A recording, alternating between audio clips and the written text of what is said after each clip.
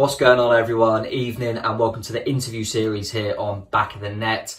Very excited to bring you our current manager, Jason Tindall. Absolute honour and privilege to be able to ask questions to the current gaffer. I'm not sure how many other fan channels will be able to say they've talked to their current manager of their football club. So big love to Jason, and a massive thanks to the Cherries Trust who organised the chat. So as well as myself and Jason, you will see the Cherries Trust chairperson, Mark Dean, and one of the board members, Peter Ive, who are also asking their questions to Jason as well as myself. And Cherries Trust have been brilliant, and they're a great voice for all Cherries fans. So we'll be whacking links across the video throughout if you want to get involved and be a member. Only takes seconds, definitely worth doing to give Cherries Trust a bigger voice and keep the fans connected. So yeah, like I say, absolute honour. We'll be doing a live reaction to the chat afterwards at 9 p.m.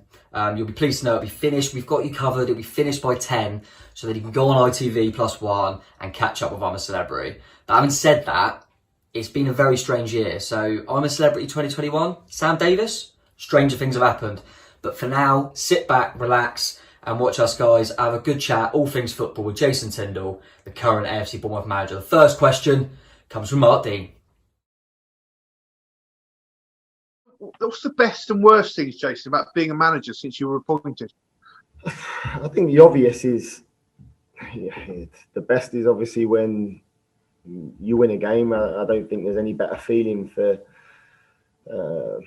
for a player or certainly myself when you win the game. That winning feeling, I think, is probably the best feeling, and you see all the work and preparations that have gone on during the week come together, and you end up getting the result that obviously you want. And the worst feeling, that there's no worse feeling than when things go wrong and you lose the game. I think that stays with you until the next performance. Do you think the Sheffield Wednesday result was an awakening for some in the squad? I think so. I think sometimes there's a lot of talk about us being unbeaten, and I think sometimes that can have a negative effect in the sense that, you know, a draw can be seen as okay because you're still unbeaten, and that's ultimately, it's not. You know, we want to win every game. We want to try and win every game that we play. I think it was, in the sense, it was the quickest turnaround in games that we'd had, and I think, in some senses, when we reflect back on the performances, it wasn't, you know, what was expected of ourselves, the demands that we put on ourselves, and the level of performance. I felt we slipped below that night, and it was about putting that right against Birmingham by going out and delivering a good performance. And you know, that happened. Yeah, it happened, yeah. And you know, we went there, and I think we needed to, off the back of a disappointing result against Sheffield Wednesday, and I certainly think we did that. Just one more part to this question, Jason. It's 9 o'clock in the morning, or whatever time you get yourself into the office. What's the first thing you do each day? I'm in a lot earlier than that, but just sit down and, you know, Perchy sort of come in, and we'll sit down, and the first thing is that we just start really preparing and finalising the day, in the sense of training. We'd have an idea of what we're doing sort of almost the evening before we go home. We're sort of almost wrap up of the day and start thinking about the next day, what we need to do in preparation for the game, and then we'll come in first thing in the morning, and we'll just sort of almost finalise everything and lay it all out, and let the coaching staff know what's happening and what's going on, what needs to be set up. Cool, thank you. I'll move on to question 2, and this is quite a good little question, actually. And I think this is coming from Back of the Net, Tom. What influence has Graham Jones had so far? He's been a good addition, Graham. When I got the job, I think it was important for me I wanted to almost bring someone in that had experience at different levels, certainly sort of recent experience, if possible, in the Championship. And I didn't want it to be anyone that sort of I knew too well, if that makes sense. And I didn't want to just take the easy option and go and bring someone in that's been at the football club for so long, or a friend from somewhere else, and come in. I wanted to feel that I wanted to bring someone in that I feel would maybe add something to me and to the other coaches that are here at the football club, and bring a wealth of experience that I think would help the players. And Graham's done that, in the sense is the experience he's got is, you know, from when he was with Roberto at Swansea right the way through sort of his managerial career, and then Belgium at the World Cup, and then he obviously had a difficult time at Luton when he was manager there, but it was a good experience for him all the same. But you know, him and Perchie is someone that I think has been excellent. Really, he's been very good for me. I was assistant for so long and know what the job entails and how difficult that can be at times. And I've got to say, Perchie's been brilliant, and adding Graham Jones to sort of the mix of the three of us, I think is proved to be good so far.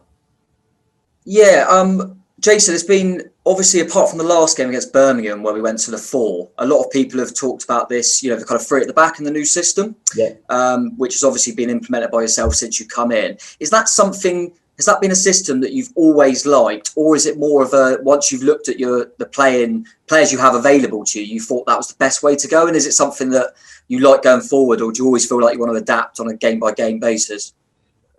It's funny because, you know, when I first I've always liked the system with 3 at the back. No more so really though than I like 4-3-3 or sort of 4-2-3-1.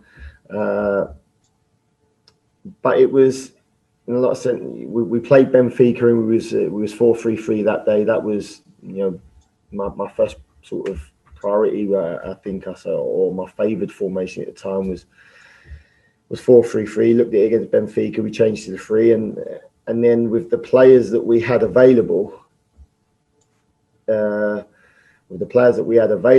us, and it was about almost trying to get sort of almost your best players in their best positions, I felt, and we played that way against West Ham. Felt that was the right way to play that game, and against West Ham that day we was excellent within that system. We played really, really well. A lot of things seemed to click that we'd sort of done on the training ground, and we had a bit of joy from it. And then obviously we carried that into the opening sort of games against Blackburn, Middlesbrough and Norwich, and started the season well playing that way. We looked solid. Obviously we conceded a lot of goals the past few seasons, so we needed to make sure that we needed to be a little bit more solid, whilst not sort of losing too much from our from going forward and attacking. But again, I changed to a 4 against Birmingham because in the previous game I didn't think we created as many chances I would have liked us to create, and I felt that was the best system to play against Birmingham to cause them the most problems. And you know, I felt we played the 4-3-3 sort of very well against Birmingham. So I'm not a 3 at the back, and that's what we're going to be sort of moving forward. I'm flexible within it, whether I start with a 3 and would have no problems changing to a 4 in a game or vice versa. Yeah, another one I've got here that a lot of people have asked, which I think is quite an interesting one. It's jumping forward a little bit, but in terms of like the January transfer window, is it something, because we've got, you know, a really good squad at this level, is it something that you more fear the window rather, or do you think it's a good opportunity to maybe bolster if we need to? Or are you more fearful of it that if we've got some players performing, then Premier League clubs might sniff around and things like that? I think first and foremost, when any transfer window opens, the most important thing is that you try and keep hold of your best players, or the players that are performing, the players that are performing well for you at the time. You know, you don't want to lose any of your best players and the players that are important to the team. So I think that's the main priority whenever any transfer window sort of opens, and there's always speculation about players that can be unsettling and can sort of almost affect performance levels. In terms of strengthening the squad, I'm happy with the squad that we've currently got, but always trying to improve the team wherever we can, if that's possible. I know the January transfer window is probably the most difficult out of all of them, because not many teams want to lose their better players, and the better players are the ones that you're going to be wanting to sign. So it's a difficult market, really. And then a lot depends what your squad's health is like, sort of coming up into January. If all of a sudden you pick up 4 or 5 sort of injuries to key players, and you think they're going to be out for some time, that you need to act and try and do something, and that sort of changes things. But if everybody's fit, then certainly wouldn't necessarily think we're desperate to bring in players. Be more so the other way, is that, you know what, we can't lose any of these players. Yeah, I agree. Peter, I'll pass to you if you've got a couple of questions. Okay. Since your promotion to manager, have you had to change your communication style with the players since you become the gaffer? Do you know what, Peter? It was something, and again, when I was appointed as manager, I said to myself, I can't change. Listen, I never allow myself to get really close to the players during my time as assistant manager, because I don't think that's healthy, where you sort of almost become their friend. I don't think that's healthy as a manager or as an assistant manager. But I've always had a good relationship with all the players, and can sit down and talk to sort of all of them in a way, whether it be related to football or on a personal level. And I think it's important that I don't change. Now I'm manager, I can't all of a sudden now change and try and become someone different to who I am, because I think the second you try and then change or be this different person, and all of a sudden you think, I've got to communicate with people differently because now I've got a little bit more power, so to speak, or they see me as this different person. I think you then become someone that who you're not really, and I don't want that. I want to be myself, and I'm not afraid to make any decision, or give people a bollocking if they need to, if I feel they're sort of not towing the line in the right way, or at the same time to sit down with them and have a cup of tea and talk about family and talk about other things away from football.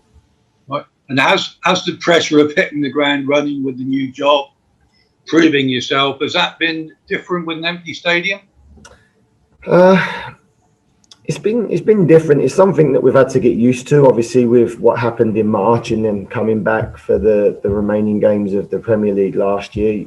I think initially it was strange. You going into these sort of big stadiums and there's no fans there, and that, because the fans do create a really good vibe and atmosphere to a match day, and certainly missed it. But then at the same time, that whether it be on the live stream or whether it be sort of following it in a different way, the fans are there sort of watching and supporting you from afar. So the pressure's always there to do well and to and to perform, and sort of I'm aware of it. I'm sure the players are aware of it, and we don't want to let ourselves down. We don't want to let the fans down, but really do miss having sort of, certainly your home fans. You do miss your home fans not being there, sort of following you and sort of getting behind you, because I do think they make a difference. We've seen lots in the media, Jason, about the schedule and the season potentially causing lots of soft tissue injuries to players. Coaches obviously use rotation on a match day to help avoid those injuries. Have you had to reduce the intensity of training to reduce the risk of such injuries? That's a question from Gavin Peacock's-Gillet.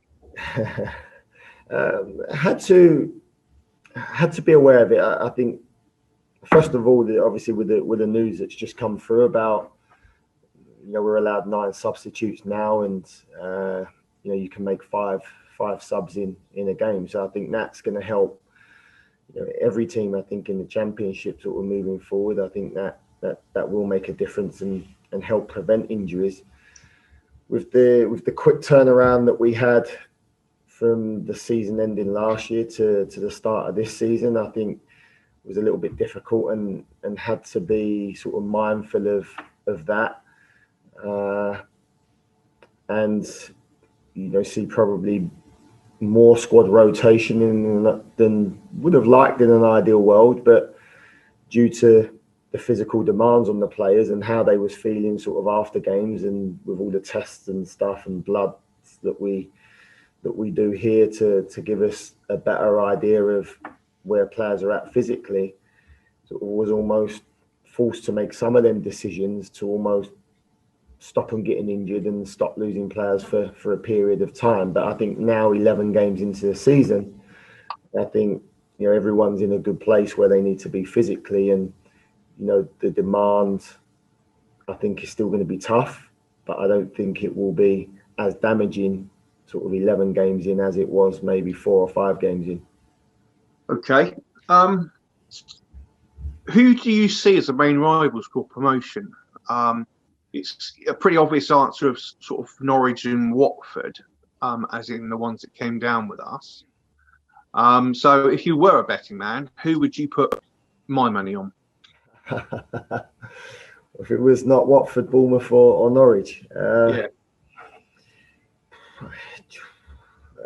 Do you know what? From what I've seen of Swansea, I think Swansea started the season well. I quite like what I've seen of Swansea. I think they're a good side, and I think they'll have a good year this year. They're a team that was obviously in the Premier League for some time a while ago, and they've always been there or thereabouts. So I think Swansea will be a team that will be there or thereabouts, I think, come the end of the season. Other than, as you say, the obvious, Watford and Norwich, they've still got really, really good squads. I don't think either of them teams, I think Norwich obviously lost Godfrey sort of late in the last window, but neither of them teams lost anywhere near the amount of players that we did. I don't think they lost any players in the last window.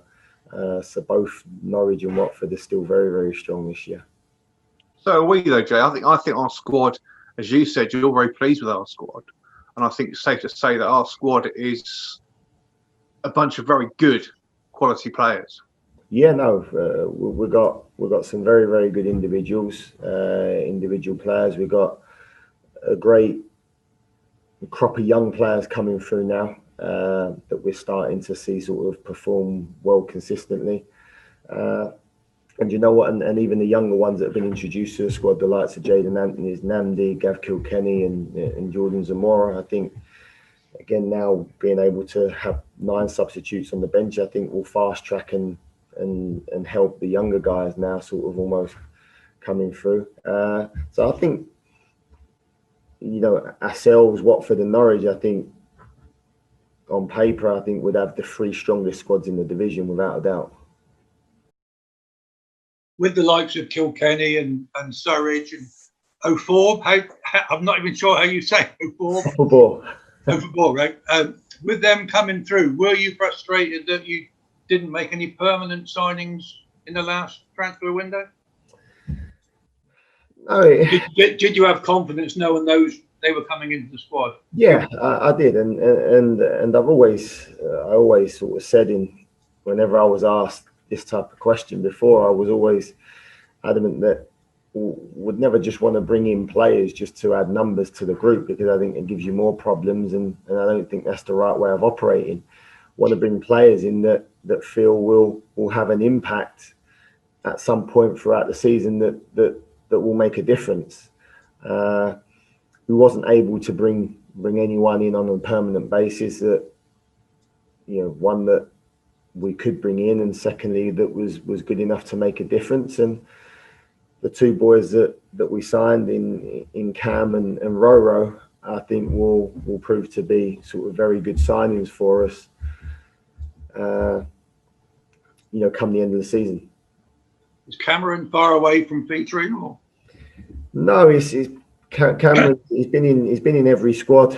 Cameron, he's been in every squad, and I've been really. When he first came, he was short he was short on sort of almost fitness, where he hadn't played since pre-season, sort of when he was at Tottenham, and felt he needed quite a bit of work when he came in to get him up to speed. But the last couple of weeks, been really pleased with him, and he ended up rolling his ankle a couple of days ago, so he's one that I think potentially might be out for 2 or 3 weeks, just waiting on scan results to come back from that. But he might be one that might be out for a few weeks now. But he's certainly a player now that if all of a sudden I lost Chris Mepham and Steve Cook, would I be afraid to play him, or would I think he's ready? Yeah, then of course. Good. Should we pass to Tom? Yeah, I was going to say, Jason, when Mark mentioned there about the teams that come down with us, was that probably your first thing you had to do as a manager? Did you feel you had to pick the players up because obviously they've just got relegated, or did you feel the group were just ready to bounce back, or what was that quite difficult to manage when you first come in? That was your first kind of thing you had to do as a manager. Yeah, that was the first thing. That was probably the hardest thing to do. One, there was a lot of disappointment. You know, all the players that was at the football club, they want to play in the Premier League, and they losing, you know, getting relegated last year and losing the Premier League status, I think really affected everybody. It wasn't just the players, it was, you know, a lot of the staff seeing, you know, a lot of people lose their jobs also sort of at the football club as a consequence of that. And I think, you know, it had a big effect, and you could see that. And not only that, obviously losing the manager as well would have, you know, been strange to a lot of the players. And then my appointment, whenever a new manager's appointment, there's always question marks from them and from everybody as to what things are going to be like. So I think everything mixed in the pot together, it was, you know, the first couple of weeks was about, you know, just trying to, you know, certainly for me, it was about assessing the squad, see where they are, and then almost sitting down and talking to individuals or team meetings to try and, you know, sort of lift them back up and get them thinking about now and moving forward. And, you know, sort of we can't affect what's happened in the past. It's about what we do now and moving forward. And I think that was the early messages to the squad. And then I think, you know, you start the season all right. You know, you get off to a good start. And I think that then brings back a little bit of confidence, because there were players that was used to sort of not winning many games the last year. And I think once you get into that, right, as we've seen from a lot of teams in the past, it's difficult. And I certainly think that was probably my biggest challenge, certainly early on, was trying to lift everybody back up again. Yeah, and in terms of coaching, Jason, I started watching Bournemouth. My first season ticket was 97, 98, so I just managed to see you when you joined the club as a player. And I think it's fair to say you had a lot of injuries during your playing career. And I always wondered, was coaching and management in the future, was that something that you always thought that would be a route you take? Or do you think that injuries and maybe not, you know, kind of elaborate your career as a player because of injuries, did that force your hand a little bit and think maybe I should go into the coaching side of it? It did a little bit.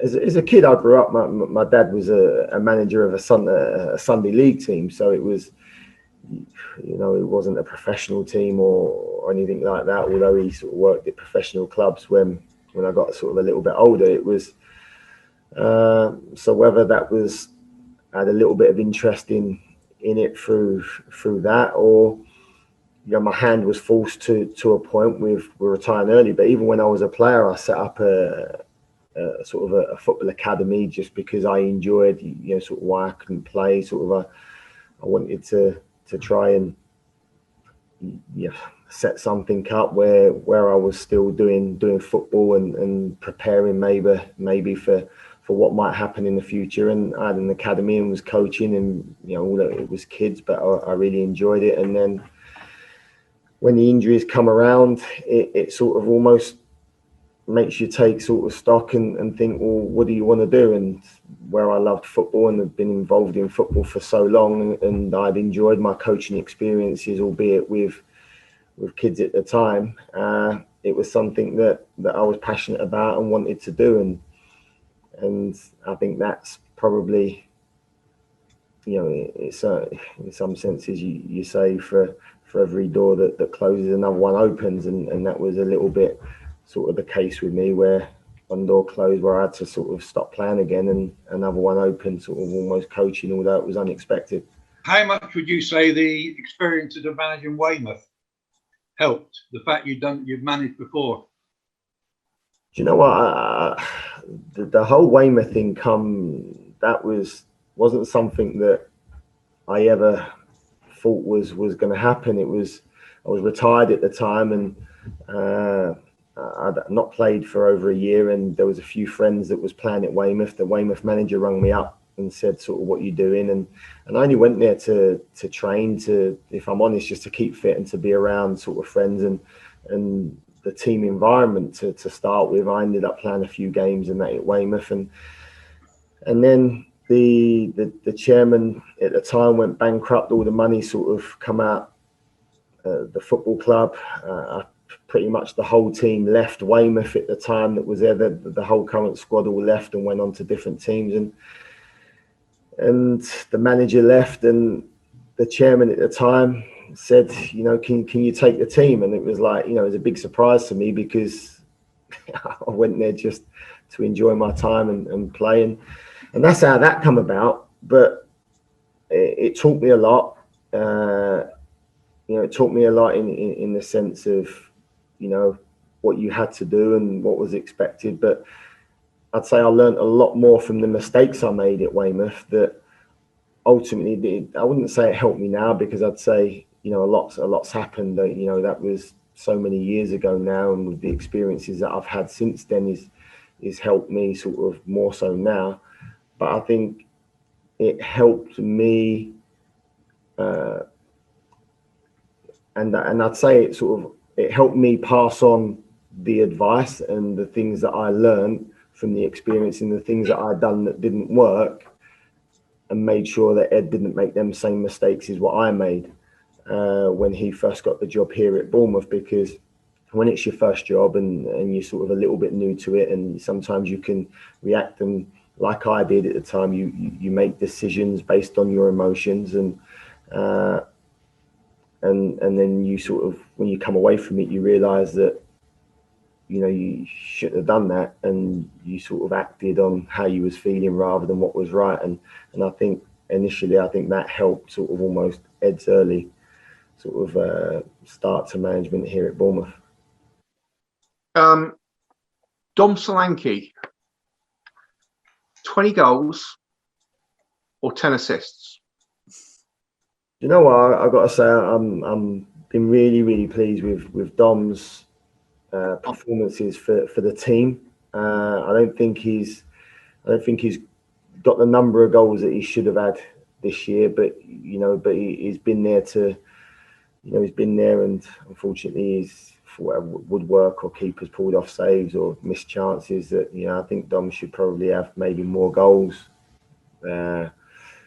this year. But I've been absolutely delighted with his performances, and I still think that he can achieve both. I think he's already got a number of assists, and I honestly do believe with Dom, I think once he sort of almost scores 2 or 3 sort of consecutive goals, I think he'll just fly, and he'll go on a run where he'll just keep scoring. I believe in him so much. I think he's a great talent and such a really good team player.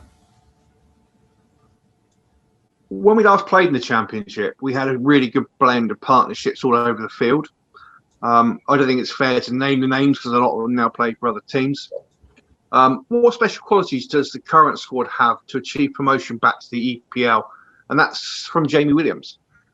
I think we're fortunate where we're in the sense that we've got some really good individuals, as we've already seen sort of this season, where the likes of Dan Juma, where in David Brooks, that where they can just produce a moment of brilliance and almost a bit like a lot of teams in the Premier League, where all of a sudden don't look like scoring a goal. One of these players pops up with a bit of magic and sort of wins you the game. So I think we've got a couple more of them players than we had at that time. We've got a really good team spirit, which I think is so important to any team's success. I remember the team that got promoted from the Championship that year, although I totally agree, he had really good partnerships, the likes of Mark Pugh and Charlie Daniels, Matt Ritchie, Simon Francis, Harry Arter, Andrew Sermon, Jan Kermorgant and Cal. And so the partnerships within that Championship team was excellent.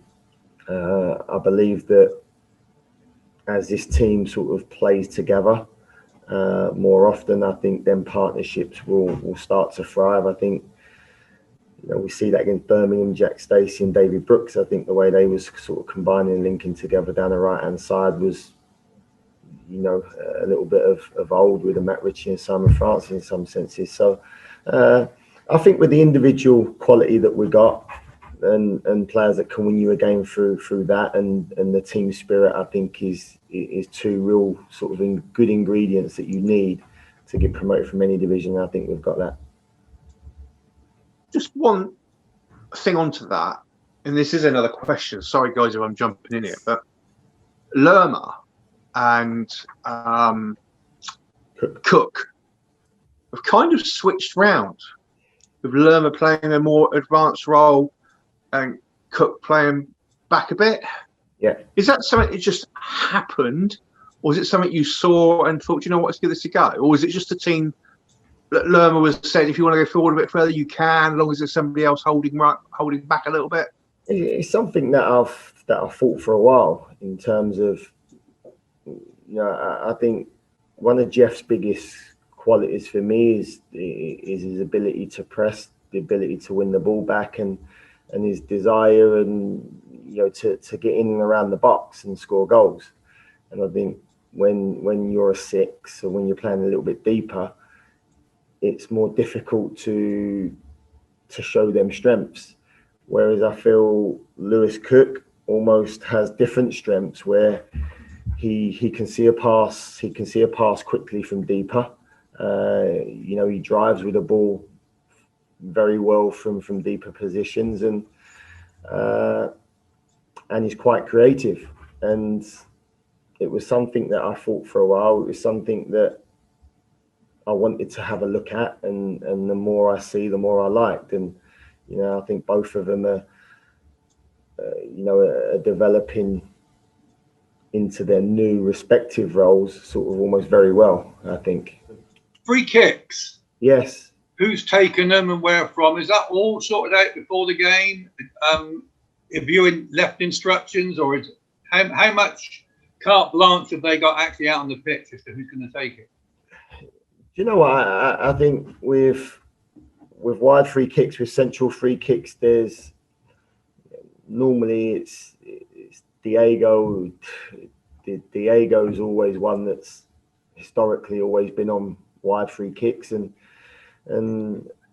it's had good delivery for us sort of since the time he's been here. Although Diego will be the first one to admit his delivery ain't quite been what it was in certainly what it was previously, and it's something that he's working on to improve. But it won't be anyone can take it. There'll be a group of maybe 2 or 3 players that will stand over the ball, and then they will discuss it and try and make the best footballing decision as to who should take it at the time. Something we spoke about last week, because we've had a lot of central free kicks, especially in really good areas where we haven't hit the target, we've hit the wall, and that's been a little bit frustrating. The guys do practice them on the training ground, and unfortunately, on the training ground, you probably get to practice 10, 15, 20 times, and then might score sort of 5 or 6 within them 20. But on a match day, you might get one opportunity, and you've got to try and make that opportunity count. And unfortunately for us, we haven't sort of made the most of them them opportunities so far this season, but it's an area that we know we need to improve. Is it's been a successful area for us in the past. I was going to ask Jason, with COVID and all the games at the moment, it must be difficult. I appreciate that, but a lot of people have asked, what's Jason Tindall's hobbies away from football? How do you unwind? Because you must just literally be waking up thinking about football all the time. So how do you unwind? Yeah, it's the demands of the job, but even in the sense that the hours and the amount of time you're thinking about football, it don't really change, in the sense that from when I was assistant manager, you're still thinking constantly about the game and reflecting on results and performances and stuff. But I think it's important that when you do come away, when because you spend so much time here at work, and when you do go home, I think it's only right that you do try and switch off for a period of time and enjoy that sort of time with your family. I've got 2 young kids, and I don't think it would be fair on them if I almost took my work home and didn't really give them the attention that I feel that they deserve from a father. So a lot of my time away from football is devoted to my kids. My son plays football, and so whenever he's got training, I'll take him to training, watch his matches, watch his training, and just go home and just do what a dad would do that's got kids, and try and be there for them as much as I can. Unfortunately, I'm not in. Well, I don't feel I get the time to play golf or watch any kind of horse racing or anything like that on TV, and have any other hobbies. It's one, I feel I would feel guilty if I was to spend 4 hours on a golf course when I've got me kids at home that would want my time and want to do stuff, and it's just trying to get that balance right. But that's my main real hobbies away from here is the family. Yeah, I think that's fair enough. I also alluded to when you were playing, and there's kind of younger fans, and I've got a younger brother and things like that, and they asked me, what was Jason like as a player? Where did he play and stuff like that? And I always say, but he was a good centre half that was also a good centre midfielder. I also remember playing up front quite a lot. Yeah. So where would you say was your position on a football pitch? Because I still don't know. You seem to play everywhere. Still don't know. Do you know what? It's a strange one, because and it happened even when I was a kid. As a kid coming through, and my younger time, up until I was probably about, I think, 13 years old, I was always a striker, and as a kid I'd done well as a striker, and happened to score a lot of goals. And then when I went through a growth spurt when I was a kid, it sort of almost changed the dynamics in my body, and I lost probably a yard or 2 yards of speed, and then I ended up moving back into midfield, and then got quite settled as a centre midfielder, and then we've got a couple of injuries in defence, and I ended up then filling in for a centre half and stayed there for a bit of time. And then it sort of almost is the way my career ended up going. It was, I'd play centre half sort of 5 or 6 games, and then maybe move into midfield and move as a striker. I preferred midfield as a player, because I think you're involved in the game a lot more. And that's what I enjoyed. Obviously, when I was younger, I enjoyed the striker because I liked scoring goals. But as I got older, I preferred midfield.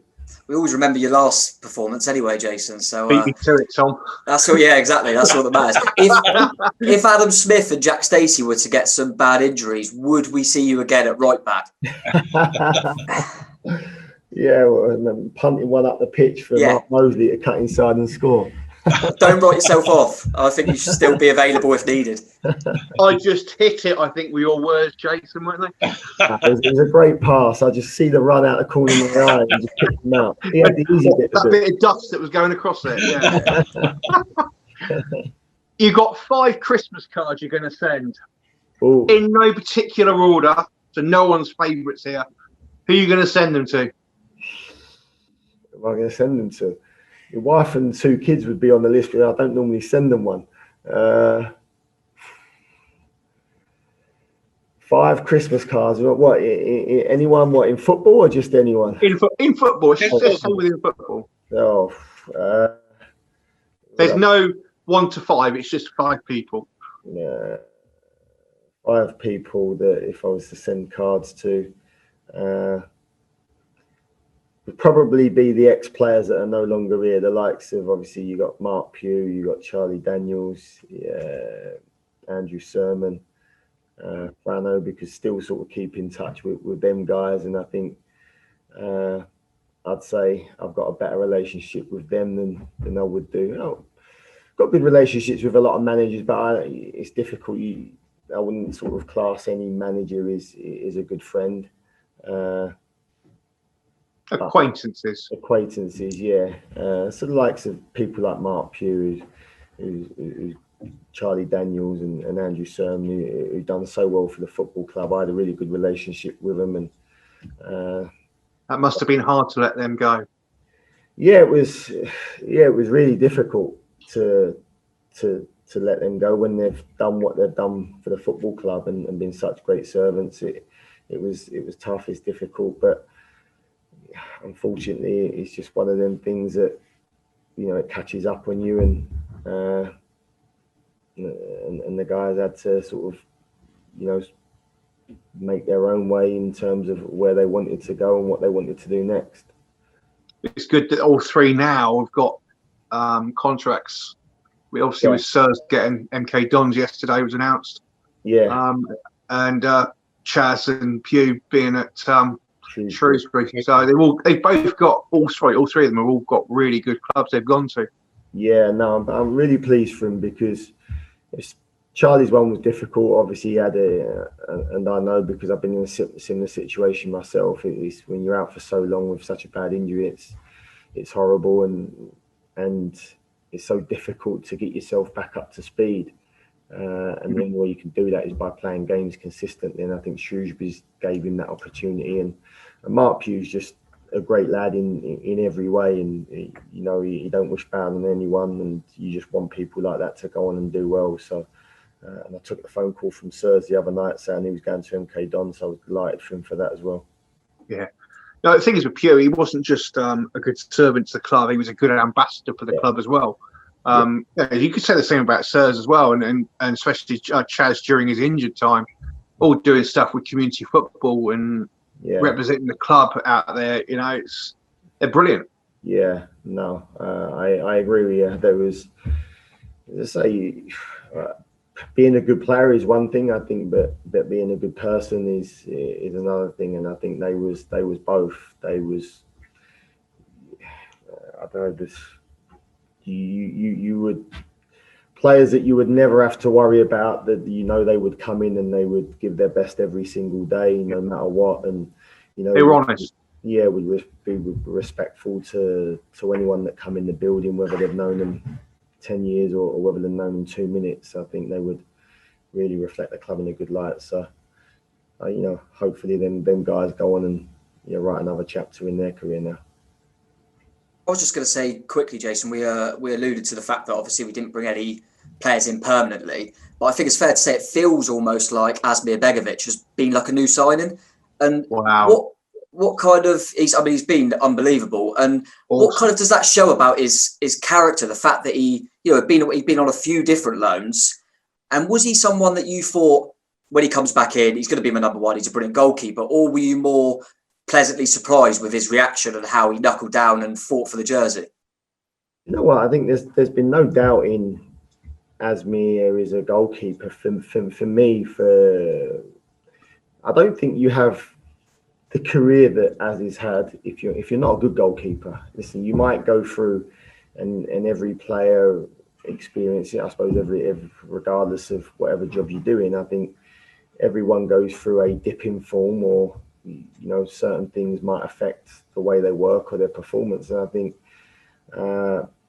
Asmir had a great time at Stoke, and then, you know, got his move to Chelsea, and fortunately for him, he got a Premier League winners medal. But for whatever reason, his first spell here, you know, back here didn't quite work out maybe the way that he would have liked it to worked out. and he felt it was best that he went and got different experiences, and he went out on loan, had a couple of loan spells, and I think even going, what was the club he went to? Carabag. The Carabag. When he went to Carabag, I think to go to a club like Carabag just to play football, I think says a lot about your character alone. And obviously he had the AC Milan experience. So for me, it was, Asmir is always a good goalkeeper. Not only is as a good goalkeeper, he's such a great character to have in the change room, and that was important for me because we've got a lot of young players, and we've lost a lot of experienced players that was good characters. So, to have a character like Az, as well as a presence like Az, because he's a big guy, he's a big presence, and his leadership is second to none, sort of in the change room on a day-to-day basis, and players respect him. He speaks very well when he has to. So I think I've been delighted with his performances. Obviously, I didn't have in my head that Asmir was going to be number one when he come back. I hadn't seen him sort of on a day-to-day basis for so long, where he was at AC Milan and where he had his loan spells. But I wanted him back here, and I wanted him competing to be the goalkeeper, to be number one, and ultimately I have to pick who I feel is performing the best at the time, and who I feel is going to be the best goalkeeper for the team. And Asmir's took his opportunity, and he's done very well since he's been back in the team. So I've been delighted with him. I think Jason, the fans were probably going to be 100% behind you on that statement. It also almost feels like Asmir's been part of the squad the whole time. He just seems to have come back and just, as said, got on with it, moulded back into the squad so well. Yeah. We all know that his contract's up for the end of this season. We're not going to ask you to comment on that. I wouldn't put you in that position, Jason. But I think it would be hoped that maybe Asmir would consider staying at the club again after this season. All I can say is, Asmir's in a real happy place. He'd be the first one to admit that now. He obviously he wasn't so happy not so long ago because of how things was going for him. But certainly sort of since he's been back in my time as manager, he's in a really good place. He's training. He's training excellent every single day. You've seen him make big saves in training every day, and again he's delivering consistent performances when he's playing. So I think if you asked Asmir, is he happy here at Bournemouth? I know what the answer would be, because it's reflecting in what I'm seeing on a day-to-day basis, and hopefully if he continues performing the way he is, and we've got an opportunity to keep him, then I'm sure we'd love to. I was going to say briefly, Jason, not expecting you to obviously discuss team news or anything like that, but how difficult is it? I saw last night Jefferson Lerma's playing in Ecuador, and you think we've got a game on Saturday, early kickoff. How, don't expect you to comment on whether he'll be available, but how difficult is that? And obviously Jefferson's an easy one to say because of the travel time, but he also had that hamstring pull not long ago. How hard is that? Do you have any kind of correspondence with the international managers and things like that? How far does it go in terms of how fit they are and what you want, how long you want them to play, and et cetera, et cetera? Don't have any. Don't really speak to the managers unless I feel I need to, or needed to. Spoke to Ryan Giggs before David Brooks went away with Wales, not this one, the one previous to this, in the sense of where I felt he was, and in terms of what minutes I felt he sort of needed to have, and not to sort of overdo it. And to be fair to Ryan Giggs, he was great and took that on board and listened. But other than that, when the players are fit and they go away on national duty, it's difficult to say to their international managers, I only want him to play this amount of minutes when they've got a big game that they've got to try and qualify for, whatever it may be. So you just keep your fingers crossed and hope that they don't get injured. Again, we've got Chris Mepham and David Brooks playing in a game tonight, which is not ideal because sort of play on Wednesday night when we've got a big game, sort of Saturday noon kickoff is not ideal preparations, but it's the way it is. We can't do anything about it. I'll be watching the game tonight, just hoping that, well, one, I'll be hoping that they're on the bench and they don't play, but if they do play, that they don't get injured and they come off before about 60 minutes. I was doing the same last night. I think Jeff, it went over an hour before we come off. I know. Yeah. Just one last question, Jason, based on, leading on from that, really. I know if I said your strongest team in your head would vary with form but how frustrating is it? You've got games coming up. Do you ever set yourself targets like the next 6 games? We want 70 points. I know some managers do it. And with players, you said a while ago about Kelly. Kelly was struggling with the 4 games in a fortnight too. So you put him in, you took him out again. Is that, how frustrating is that, trying to manage in this kind of environment where you've got 4 games in 14 days or 4 games in 12 days? It is difficult, and I think that the issue we've got here is that we've had obviously Dagenham that was out for so long with stress fractures and reoccurrence where he wasn't managed in the right way and broke down. We had David Brooks that was out for so long with his problems and then kept coming back and kept breaking down. Lloyd Kelly the same, that coming back breaking down. Junior Stanislas. So we've got a core group of players that unfortunately, with what's happened in the past with their injuries, that are vulnerable. It gets to a point where they become sort of very high risk and become vulnerable. And as a manager, you don't want that. You want to play these players if they're performing well at the time. You want to play them every game and expect them to deliver, their best performance. But then sometimes you sort of, when the alarm bells are ringing, as I said, it's happened to us twice, one with Lloyd Kelly and one with Jefferson Lerma, where felt couldn't make the changes at the time due to who we had available, and ultimately sort of we got a little bit lucky because the nature of their injury wasn't too bad, but it was another warning sign as to the potential risk. So it's not ideal. It's something that we'll have to keep monitoring. But the consequences, I always feel, are far greater. That you risk them for 1 game, but potentially lose them for 4 or 5. It's almost just trying to get that balance right, which is sometimes a little bit difficult depending on the individual. There's other players that you think can just keep going and keep playing that are very durable and have no problems. So it's something you have to be mindful of. If you had one question, Jason, that you wanted to ask us as fans, what do you think it would be? Because we're going to give you an answer to it as well. So. One question. Yeah. So what's 11 games in? I'd say 11 games in. What's the general consensus of what you guys are seeing in terms of the team? Well, I done on our podcast, The Back of the Net. We actually done, because of the international break, we done a video where we done like a grading of the season so far and stuff like that. And the general consensus seemed to be a B, which was results at the end of the day have been brilliant. Like you alluded to, the unbeaten run sometimes can be a bit frustrating because a draw looks better than maybe it was before the game. But I think everyone's really happy. I think we've mentioned about Lewis Cook, Lerma, different roles have looked really good.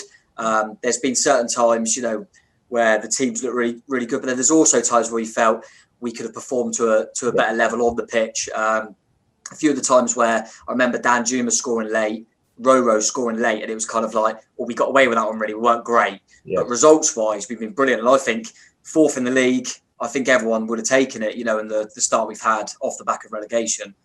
But I think everyone's also in the consensus of, but we feel there's more to come from the team. So it's quite exciting in that sense. I don't know what you two think. I think most fans, you said earlier on that a huge part of your job at the start was a squad that had been relegated, was used to losing every week. I think a lot of the fans were worried about that. The fact that, I mean, we've seen it so many times where teams have gone into the Championship and they've just gone straight away through. Sunderland, Portsmouth, you know, you can read them off. I think we all thought we were really too good for that, but I think there was a huge worry that the mindset of the players, and I will take my hat off that you have done the job you've done in turning that round.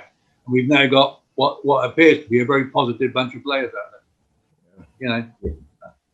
I don't know, Jason, if you saw me on BBC Radio, BBC TV, just the evening before our first game at home, and I was interviewed as a fan, also as part of Cherries Trust, and the question was about, you know, Eddie here, Eddie that, Eddie's gone, Jason, so he's never managed a football league team. What do you think? And my answer was, when Eddie did it, he had no experience, and look at the journey he took us on. And you tell me any reason why Jason can't do the same thing, because he also knows the players in the team and the club. And I'll tell you, I said that I had confidence. The confidence is 100% still there. I think so far, you, the players, the club, management behind you, and the office staff, everyone's doing the best they can under some very, very unbelievable circumstances. And we'd love to be there now shouting for you. We are at home shouting for you, I can assure you. Sadly, we can't be in each other's homes shouting for you, but, you know, all I can say is, so far, well done. Yeah, I think I'd like to just go off on that. I just think the general consensus, Jason, with the fans is just that it's really nice to be enjoying football. Again, you know, it's don't get me wrong, we were in the Premier League last season, it was difficult.